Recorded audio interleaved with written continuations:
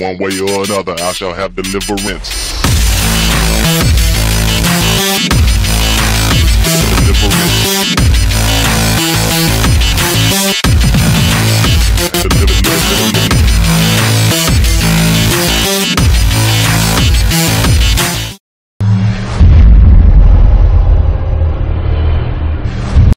Sometimes the strongest women are the ones who love beyond all faults, cry behind closed doors, and fights battle that nobody knows about.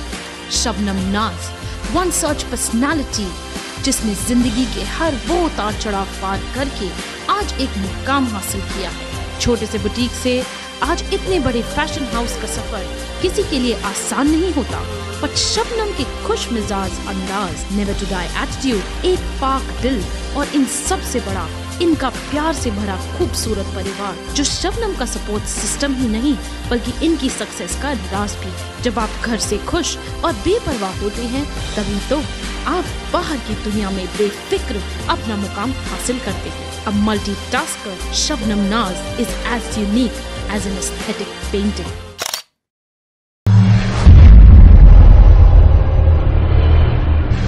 तो चलिए मिलते हैं हमारे आज के 14 carat से।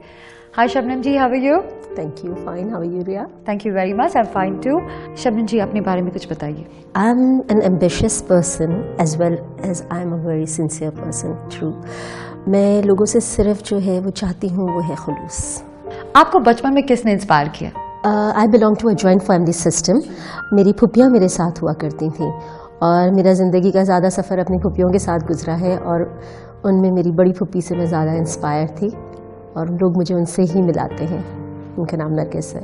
तो क्या आप लोगों से सीखती हैं, लोगों से इंस्पिरेशन लेती हैं? ऑफ कोर्स, मेरे ख्याल में हर नई सुबह एक नया लेसन लेकर आती है और अगर इंसान की ज़िंदगी में से सीखना ख़त्म हो जाएगा तो उस दिन ज़िंदगी ख़त्म हो जाएगी। आपको कब एहसास हुआ कि आप फैशन डिज़ाइनर बनना चाहती हैं? फ़ैशन की तरफ तो मेरे ख्याल में शायद हर ही औरत खिंची हुई रहती है। It is into the jeans of, मेरे ख्याल में हर सेंसिबल औरत के जीन्स के अंदर जो है फ़ैशन शामिल ही होता है टू सम एक्सटेंट। इरादा कुछ ख़ास नहीं था फ़ैशन की तरफ आने का, लेकिन शुरू से जो है वो फैमिली और हर एक के लिए सब कुछ करती चली आई और सब ने बड़ा सपोर्ट किया और सब ने पुश किया कि नहीं, you have got a talent and you should come forward. तो इस तरह से आहिस्ता आहिस्ता इस तरफ आ गई, क्योंकि कुछ ना कुछ तो ज़िंदगी में करना ही था। तो I found my way into it. Fantastic. तो शादी से पहले या शादी के बाद? कि जिस एज में मेरी शादी हुई उस वक्त जो है वो मैं पढ़ाई से बाहर नहीं आई थी और इनफैक्ट टचवुड मुझे जो है वो ससुराल भी इतना अच्छा मिला कि उन्होंने मुझे सपोर्ट किया। और मेरे ख्याल में शायद माशरे में बहुत ही कम लोग होते होंगे जो अपनी बहू को एज अ रेगुलर स्टूडेंट जो है, प्राइवेट तो लड़कियां करती रहती हैं लेकिन एज अ रेगुलर स्टूडेंट मैंने अपनी एजुकेशन कंप्लीट की। I did my graduations. इसके बाद थोड़ा सा फैमिली लाइफ रही, फिर थोड़े अरसे बाद मैंने जो है वो मास्टर्स किया और फिर जो है छोटे मोटे कोर्सेज़ वगैरह चलते रहे लाइफ के साथ साथ, बच्चों की एजुकेशन होती रही और अपने हस्बैंड के साथ उनके बिज़नेस में भी काम किया, अपने ससुर के साथ भी उनके बिज़नेस में काम किया। सो दैट्स व्हाट, मतलब मैं घर पर कभी नहीं बैठी, मैं थ्रू आउट जो है कुछ ना कुछ करती रही हूँ। आपने जब बिज़नेस शुरू किया आपके बहुत सारे अप्स एंड डाउन्स रहे होंगे, कभी आपको कोई स्ट्रगल महसूस हुआ? देखिए, स्ट्रगल मेरे ख्याल में हर कोई करता है अपनी लाइफ के अंदर। मैंने भी अपने इस बिज़नेस को जब स्टार्ट किया तो मैंने बहुत स्ट्रगल किया। जब मैंने बिज़नेस स्टार्ट किया और जिन लोगों ने मुझे सपोर्ट किया था और बहुत मुझे जो है इंस्पिरेशन दी थी कि करो और तुमसे सब मंगवाते हैं, तुमसे सब बनवाते हैं। और जब मैंने पहला एग्ज़िबिशन किया, I can never forget the day, मैंने हाई टी रखी हुई थी और एग्ज़िबिशन पे सबको इन्वाइट किया था और वही लोग जो मुझसे हर बार पाकिस्तान जाने पर इतनी फरमाइशें होती थी जिनके बलबूते पे मैंने एग्जीबिशन किया था, nobody turned out. The whole day till night I was waiting and पूरा जो है वो हाई टी वगैरह तैयार करके और मैं अपने कपड़ों को और सब चीज़ें देखती हुई बैठी रह गई कि हाई कोई भी नहीं आया। And the day pass the way. It was my first exhibition and that was my first experience and that what I learned कि हर चीज़ वैसी नहीं होती जैसी नज़र आती है। So you have faced ordeals in your life. I mean, बहुत सारे ऐसे ups and downs आपने देखे। That is the reality of life. That's the reality of life. और ज़ाहिरी बात है, आप लेसन सीखते हैं तभी आप आगे बढ़ते हैं। आप ग्रेड 1 पास करेंगे जब जाके आप जो है अपना ओ लेवल्स करेंगे और ए लेवल्स करेंगे। अगर आपने जो है वो लेसन्स ही नहीं सीखे तो आप फिर आगे प्रमोट कैसे होंगे। इस मुश्किल दौर पे आपका सपोर्ट सिस्टम कौन रहा है? My family, my husband has worked as a backbone. जैसे औरतों के लिए कहा जाता है कि हर मर्द की कामयाबी के पीछे एक औरत होती है, मेरी कामयाबी के पीछे मेरी फैमिली है, मेरे शौहर हैं। आपने इसको बैलेंस कैसे किया? आप काम भी करती हैं, घर को भी संभालती हैं, आप इसको कैसे बैलेंस कर पाती हैं? मेरे ख्याल में मैंने बैलेंस किया, उसी कॉम्प्लीमेंट में मेरे हस्बैंड ने मुझे इतना बड़ा फैशन हाउस खोल कर दिया तो कहीं ना कहीं मैंने जो है इंसाफ किया होगा हर चीज़ के बीच में। सो दैट्स द रीज़न कि आई स्टैंड हियर। आपके हस्बैंड जो थे एक डॉक्टर हैं? मेरे हस्बैंड पीडियाट्रिशियन है और बीइंग अ पीडियाट्रिशियन उन्होंने मतलब पोस्ट ग्रेजुएशन किया हुआ है, DCH MCPS सब कुछ। उसके बाद उन्होंने अपना प्रोफेशन छोड़कर now he into his business. तो आपने अपने बिजनेस की और उनको खींच लिया है? नहीं, मेरे बिजनेस की ओर नहीं खींच लिया है, उनका अपना बिजनेस है। टॉवल्स एंड बेडशीट्स के होलसेल हैं और हमारे जो है बैक होम पाकिस्तान में भी जो है वो टॉवल्स से रिलेटेड काम है सारा। तो उनका अपना बिजनेस है, मेरा अपना बिजनेस है। इनफैक्ट उन्होंने मुझे अपने मतलब मेरा बिजनेस स्टैब्लिश करने में उन्होंने मेरी हेल्प की। He keeps an eye and he has to. और जो है हमारा बिजनेस जो है ना मैं फैमिली में से बिजनेस को निकाल सकती हूँ, ना मैं बिजनेस में से फैमिली को निकाल सकती हूँ। बिल्कुल दिखता है, क्योंकि टीमा फैशन में आप अकेले नहीं, आपके बच्चे भी आपके साथ बैठ जाते हैं। It's like that the complete family is there. It's a family business I will say now. टीमा फैशन के बारे में कुछ बताइए। Tima Fashions, I would say it's a dream come true. Never thought of it कि कभी होगा, मतलब ड्रीम भी नहीं किया था। इनफैक्ट बस ठीक है, एक शौक है, काम कर रही थी या but I wanted to make my name, इसीलिए मैंने पहले से अपना ब्रांड रखा हुआ था कि मेरा ब्रांड नेम टीमा होगा और उसी को लेके चल रही थी मैं। और बाकी ये कि when you work skilfully and faithfully so the luck is yours. बिल्कुल। So take a short break, we'll be back. आप अपने आप को as a mother, as a woman और एज अ फैशन डिजाइनर किस तरह रेट करती हैं? Like I have gone beyond any limits and all. अभी मैं स्ट्रगलिंग फेज में हूँ, so I would evaluate my self. और माँ बेटी का रिलेशन जो है that's the most sincere relation in the whole world. मैं नाम लेकर पाकिस्तान जाना चाहती थी, मैं पाकिस्तान से नाम लेकर यहाँ नहीं आना चाहती। अभी तो हज़ारों ख्वाहिश है ऐसी कि हर ख्वाहिश पे दम निकले। अभी तो फैशन हाउस स्टार्ट हुए हुए 1 साल हुआ है। शबनम जी के साथ बात करके बहुत मजा आ रहा है। 1 to 10 के स्केल में आप अपने आप को as a mother, as a woman और एज अ फैशन डिजाइनर किस तरह रेट करती हैं? As a woman I would say 10 out of 10. As a mother I would say hardly 4 out of 10. As a designer, I'm into my struggling phase and I'm into my learning process. So I will never say that I have I've gone beyond any limits and all. अभी मैं struggling phase में हूँ, so I would evaluate myself at 4 only. As a housewife, वो अपनी घर की चीज़ें बराबर किस तरह रहना है, फैमिली में किस तरह रहना है, मेरी मदर के साथ किस तरह चलना है, साथ साथ लेके हर जगह वो बराबर करती है। और एज एन बिजनेस वो अपना पूरा लुक आफ्टर करती है, टाइम उनको देना करना, किस तरह से कौन सी चीज़ कैसे हैंडल करनी है, फाइनेंस कैसे हैंडल करना है, किस तरह से हर चीज़ को मेंटेन करनी है, वो खुद ही कैलकुलेटेड वुमेन के तौर पे चलती है।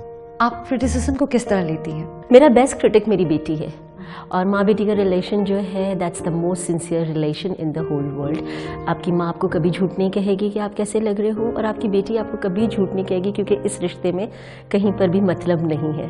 So my best critic is my daughter and I take criticism really very seriously, क्योंकि that is really very healthy. और अगर आपको आगे बढ़ना है तो आपको क्रिटिसिज्म लेना चाहिए पॉजिटिवली, तो उससे वो आपके लिए सीढ़ियों का काम देता है कि आप बहुत आगे तक जा सकते हो उन्हीं सीढ़ियों पर चढ़कर। फर्ज कीजिए अगर आपका किसी ने डिज़ाइन चोरी किया हो तो आपको कैसा महसूस होता है? कोई बात नहीं, अच्छा है। अगर मेरे डिज़ाइन चोरी कर रहे हैं तो मुझ में कोई बात है जो मेरी चीज़ चोरी की जा रही है। So true. So I'll be happy. So you have no objection if your designs are actually aped by other designers? Not at all. Why not? बहुत अच्छा, एक मरतबा मार्केट में चीज़ आई, अच्छी लगी तो किसी ने चोरी की। बेकार चीज़ें तो चोरी नहीं होती। आप अपने अचीवमेंट्स के बारे में कुछ बताइए, आपने फैशन शोज जो आपने किए हैं, इवेंट्स जो आपने किए हैं, एग्जीबिशंस जो हैं, कुछ बताइए उसके बारे में। मैं पिछले 5 सालों से एग्जीबिशंस कर रही हूँ पाकिस्तान, यहाँ पे दुबई में, और मेरा एक एम है, एक टारगेट है, उसके साथ मैं चल रही थी। मैंने पाकिस्तान में इसलिए नहीं किया कि मैं अपना नाम लेकर पाकिस्तान जाना चाहती थी, मैं पाकिस्तान से नाम लेकर यहाँ नहीं आना चाहती थी, और अल्हम्दुलिल्लाह सक्सीडेड अ लॉट। मैंने पाकिस्तान के भी काफ़ी सारे टीवी शोज़ वगैरह किए हैं, और मैं अपना यहाँ से नाम बनाकर पाकिस्तान लेकर गई हूँ। That is my achievement. If you are not privileged, कभी आपको ऐसा लगा कि आपका सफ़र मुश्किल होता या आसान? देखिए, जैसे कहते हैं कि इंसान अपने नसीब की खाता है, लेकिन उसके पीछे स्ट्रगल ज़रूर होती है। अगर मैं प्रिविलेज नहीं होती, मेरी लक अच्छी नहीं होती, इतना मुझे सपोर्ट नहीं होता, साथ नहीं होता, तो ज़रूर मेरा सफ़र बहुत कठिन होता। और लेकिन क्योंकि इंसान के अपने एम्स भी होते हैं, अगर आप एम्बिशियस हो तो वो कठिन सफ़र भी आपके लिए जो है, क्योंकि अगर मंजिल आपके सामने क्लियर है, आपको पता है आपको कैसे पहुंचना है, कहाँ तक पहुंचना है, तो भागती तो ज़रूर उस मंजिल तक पहुंचने के लिए। आपके पूरे सफ़र में कोई एक शख्स जिसने आपका हमेशा साथ दिया है? इस सफ़र में मेरा सबसे ज़्यादा साथ मेरी बहन ने दिया, जिसका नाम मासूमा है, शुरू से लेके और अब तक। और ज़ाहिर है बहन भाइयों का रिश्ता जो है मतलब पुरखुलूस रिश्ता है, जिसमें कहीं पर मतलब मफाद नहीं। और अल्हम्दुलिल्लाह I have got a very best sister in the whole world. She has supported me in every walk of life. बिल्कुल। क्या आप अपने लक पे ज़्यादा यकीन करती हैं, आपके स्किल्स पे? मैं अल्लाह पे ज़्यादा यकीन करती हूँ क्योंकि मैं जो भी करती हूँ करके मैं फिर उसके लिए उसके रिज़ल्ट्स का वेट नहीं करती हूँ, मैं उसका वेट करती हूँ कि अब मुझे मेरे अल्लाह की तरफ से क्या मिलना है। अगर रिज़ल्ट सही भी नहीं है, so that is meant by Allah, उसने मेरे लिए आगे कुछ अच्छा सोचा होगा। बिल्कुल बिल्कुल सही है। ऐसा कोई ख्वाहिश या कोई ख्वाब जो पूरा ना हो, जो आप चाहते हो कि पूरा हो? अभी तो हज़ारों ख्वाहिशें ऐसी कि हर ख्वाहिश पे दम निकले। अभी तो फैशन हाउस स्टार्ट हुए भी 1 साल हुआ है, तो ख्वाहिश तो यही है कि मेरा सिग्नेचर जो है वो मेरे ऑटोग्राफ में तब्दील हो जाए। जब आप अपना बिजनेस शुरू कर रही थी या अभी भी जारी है, कभी आपको ऐसा डर लगा कि कहीं किसी मोड़ पे कुछ हो ना जाए, कुछ गलत ना हो जाए, कुछ कहीं ये बंद ना हो जाए? कभी ऐसा कोई डर आपके दिल के अंदर आया? देखिए, डर तो इंसान की ज़िंदगी का एक हिस्सा है, ठीक है। रोड क्रॉस करते हुए भी डर लगता है कि कहीं कोई गाड़ी आके मार के ना चली जाए, तो डर तो एक नेचुरल चीज़ है, आपके अंदर है, और उस पे काबू पाना इंसान का अपना काम है। लेकिन आई थिंक मेरी केस में ये है कि मेरा ट्रस्ट बहुत स्ट्रॉन्ग है, क्योंकि मैंने सोचा नहीं था कि मैं कभी ये काम करूँगी, तो जिस पाकज़ात ने मुझसे ये काम करवाया है, मेरे अल्लाह ने, तो वही मेरे अल्लाह मुझे कामयाबी की तरफ लेकर जाएंगे। So I trust in my God and I trust him that he will never let me down. Western designs में या पाकिस्तानी डिज़ाइनर्स में आपके कोई फेवरेट रहे हैं जो आप हमेशा उनसे इंस्पिरेशन लेते हैं? पाकिस्तानी डिज़ाइनर्स सारे बहुत अच्छे डिज़ाइनर्स हैं, बड़े अच्छे बड़े बड़े नाम हैं सारे, और ऑफ कोर्स ज़ाहिरी बात है, जब मैं इस फील्ड में आई हूँ तो I am inspired by all these designers and all, और उनको बीट करके उनके नाम से आगे निकलना चाहती हूँ। That's everybody's aim, doesn't it? That अगर आपका एम नहीं है तो आपको कोई मंजिल नहीं है। फोकस, आपने फोकस करना है जी। और अगर आपका फोकस नहीं है तो कोई गेम ही नहीं है। अगर आप डिज़ाइनर नहीं होती तो आप क्या होती? अगर मैं डिज़ाइनर ना होती तो मैं बहुत कुछ हो सकती थी। एक शौक था मेरा रेडियो आरजे का लेकिन दैट इज़ मुमकिन नहीं था। एक्टिंग का भी बहुत शौक था, जो कि अब भी मैं करती रहती हूँ। हमारे जो कम्युनिटी के प्लेस वगैरह होते हैं, करते हैं, उसमें मैं एक्ट करती हूँ। राइटर भी हो सकती थी, क्योंकि फ्रेंड्स वगैरह कहते हैं फ़िलॉसफी बहुत झाड़ती रहती है। आपने कहा था कि आप आरजे बनना चाह रही थी अगर आप डिज़ाइनर नहीं होती तो? बिल्कुल बिल्कुल। अच्छा, तो आपके आरजे के अंदाज में एक ब्रेक ले लेते हैं? क्यों नहीं, बिल्कुल। तो चलिए ब्रेक लेती। प्रोग्राम यहीं पर रहेगा, कहीं नहीं जाइएगा। एक छोटा सा ब्रेक लेते हैं और फिर 14 कैरेट्स में हमारे डायमंड्स के साथ वापस आते हैं। बिल्कुल। So take a short break, we'll be back.